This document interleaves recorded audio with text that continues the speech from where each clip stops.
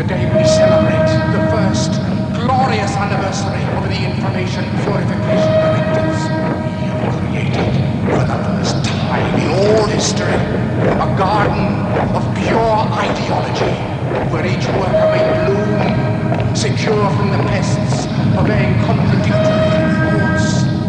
Our unification of thoughts is more powerful a weapon than any fleet or army on earth. We are one people, with one will, one resolve, one cause. Our enemies shall talk themselves to death, and we will bury them with their own confusion. We shall prevail. On January 24th, Apple Computer will introduce Macintosh. And you'll see why 1984 won't be like 1984.